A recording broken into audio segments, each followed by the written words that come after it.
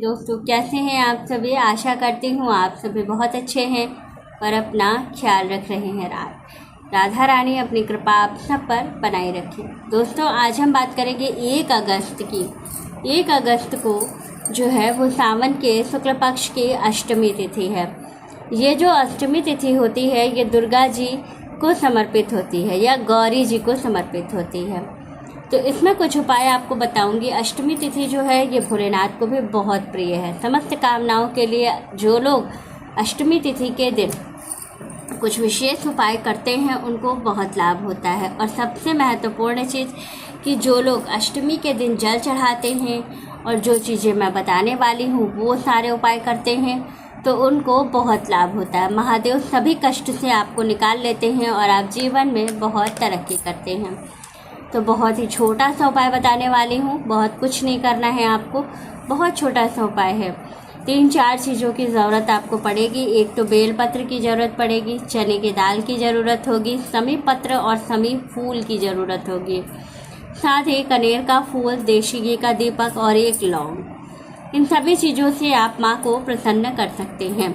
शिव जी पर जो शिवलिंग है, शिवलिंग में जो अशोक सुंदरी जी का स्थान है वहीं से थोड़ा सा ऊपर जहाँ नाग बने होते हैं, अशोक सुंदरी जी की जगह पर जहाँ नाग का मुंह होता है उसी से थोड़ा ऊपर माता हेमवती का स्थान होता है। तो जो अष्टमी की तिथि है वो आपको विशेष रूप से माता हेमवती के स्थान पर सारे उपाय करने हैं। कुछ उपाय शिव जी पे भी करने हैं और कुछ उपाय जो है माता पार्वती के स्थान पर भी करना है। तो अभी बताने वाली हूँ कि कैसे करना है और किन किन बातों का विशेष रूप से ध्यान रखना है। सारे उपाय, सारी चीज़ें गुरु जी पंडित प्रदीप मिश्रा जी ने अपनी वीडियो में बताया है। उन्होंने बताया है कि आपको कैसे किन किन बातों का ध्यान रखते हुए, इन सभी नियमों को ध्यान में रखते हुए जो है अष्टमी के दिन ये सारे उपाय करने चाहिए। तो चलिए सबसे पहले हम लोग जान लेते हैं कि क्या करना है। सबसे पहले तो हम जल लेकर के जाएंगे और गणेश जी के स्थान से होते हुए, माता पार्वती के स्थान से होते हुए और पहले शिव जी पे जल चढ़ाएंगे। सावन में जल चढ़ाने का बहुत महत्व होता है। अब आप लोग कहेंगे कि हमेशा मैं जल चढ़ाने की ही बात करती हूँ, लेकिन 1 लोटा जल आपको इतना फल देता है तो क्यों नहीं चढ़ाया जाए। ज़रूर चढ़ाइए, बहुत लाभ होने वाला है। तो इसलिए जल शिव जी पर ज़रूर चढ़ाना चाहिए। कुछ भी अगर हम नहीं चढ़ा सकते, लेकिन अगर भाव से हम शिव जी को जल चढ़ाते हैं तो हमारी समस्त कामनाएं पूरी हो जाती हैं। अब इसके बाद जब आपने जल चढ़ा लिया फिर आपको बेलपत्र चढ़ाना है। बेलपत्र जो चढ़ाइएगा उस बेलपत्र को शिव जी पे आपको समर्पित करना है। अष्टमी का दिन है तो बेलपत्र जो है वो शिव जी पे चढ़ाइएगा और शिव जी से अपनी कामना कहिएगा। लेकिन इस बार जो बेलपत्र अष्टमी के दिन आप चढ़ाएंगे वो सिंपल बेलपत्र नहीं होगी।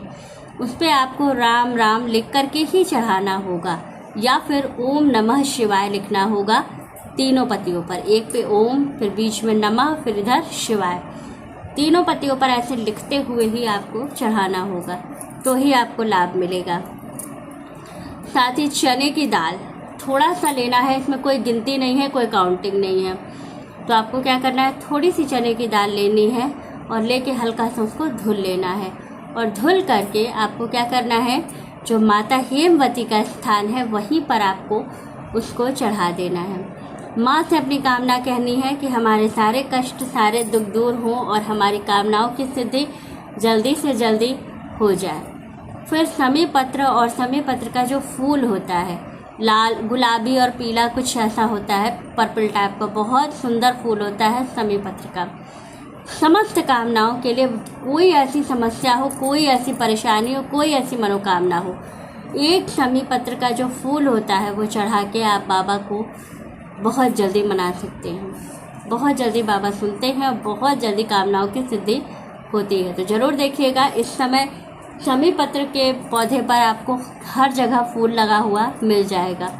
तो ज़्यादा नहीं, 1, 2, 3 जितने मिल जाते हैं ज़रूर लीजिए और बाबा को ज़रूर चढ़ाइए, बहुत लाभ होगा। फिर है कनेर का फूल। कनेर का फूल तो इतना प्रिय है भोलेनाथ को कि मतलब बस कनेर का फूल आप चढ़ा दीजिए अपनी कामना कहते हुए, बहुत जल्दी बाबा सुनेंगे। लेकिन कनेर का फूल यहाँ पर आपको शिव जी को नहीं चढ़ाना है। कनेर का जो फूल चढ़ाना है वो माता पार्वती को चढ़ाना है। माता पार्वती के हस्त कमल वाले स्थान पर आपको जो है वो कनेर का पुष्प चढ़ाना है सिंदूर लगा के, और माँ से अपनी प्रार्थना करनी है। उसमें थोड़ा सा इत्र लगाइएगा और थोड़ा सा सिंदूर लगाइएगा, लगा करके माता पार्वती के हस्त कमल वाले स्थान पर चढ़ाइएगा और माँ से प्रार्थना कीजिएगा।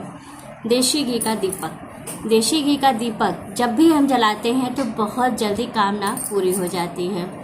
देशी घी का दीपक जो अष्टमी के दिन आप जलाइएगा, वो दीपक जो है आपका वो लंबी बाती का होना चाहिए। गोल बाती का दीपक आपको नहीं लगाना है, तो इस बात का भी ध्यान रखिएगा।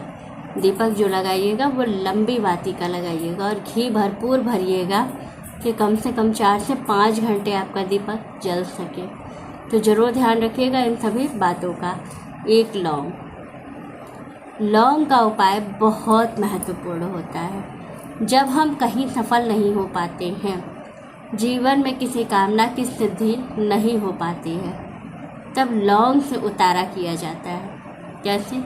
एक लौंग लेनी है आपको और उस लौंग को अपने हाथ में यहाँ पर रख करके दोनों हाथ को जोड़ना है। दोनों हाथ को जोड़ के बाबा से प्रार्थना करनी है, कहना है कि बाबा नहीं पूरा हो रहा है मेरा ये काम, और बोल करके बस उस लौंग को अपने हाथ से उठा के और बाबा के ऊपर आप चढ़ा दीजिएगा। बहुत जल्दी बाबा सुनेंगे। एक लौंग इतना अचूक उपाय है, इतना बढ़िया कार्य करता है कि सारी चीज़ें चढ़ाना एक तरफ हो जाएगा, एक लौंग चढ़ाना एक तरफ। इतना बढ़िया लाभ आपको देगा, तो ज़रूर करिए, बहुत लाभ मिलने वाला है। और इन सभी को करने से 100% है कि आपको इसका असर तुरंत दिखाई देगा। तो वीडियो अच्छी लगे, जानकारी अच्छी लगे तो वीडियो को लाइक, शेयर और सब्सक्राइब ज़रूर कीजिएगा। राधे राधे।